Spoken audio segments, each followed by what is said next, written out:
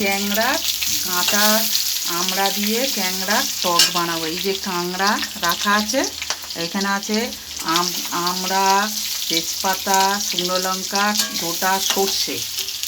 এইবারে দিয়ে দেবো কাঁংড়াগুলো। বন্ধুরা, গরমের সময় টক খেতে হেভি লাগে, আপনারা বাড়িতে বানিয়ে দেখবেন। এবারে দিয়ে দেবো হলুদ, লঙ্কা, ভাজা মশলা।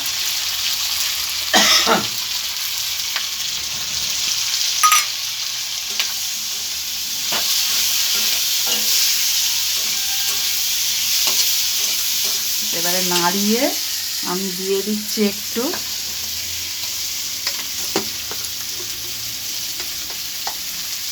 নুন, আর একটু দিই, টক তো নুন দিয়ে দিলাম। নুন দেওয়ার পরে সামান্য করে অল্প করে একটু জল দিয়ে দেবো। এবারে দিয়ে দেবো এটা মিষ্টির রস।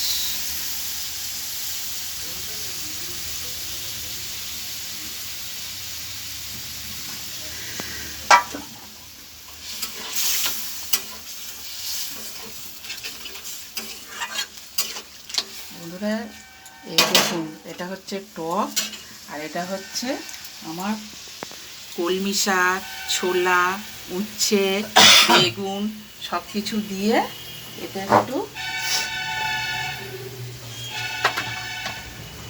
ডালনা করেছি।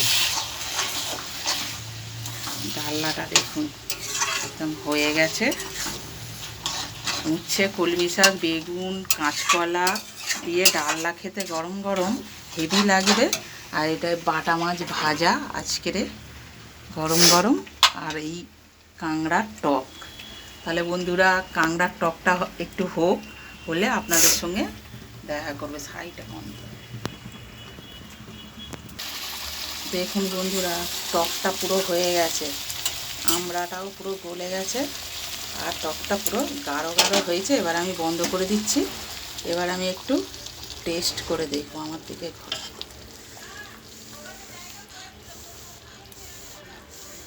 এদিকে ঘোরা। এবার আমি টেস্ট করে দেখছি।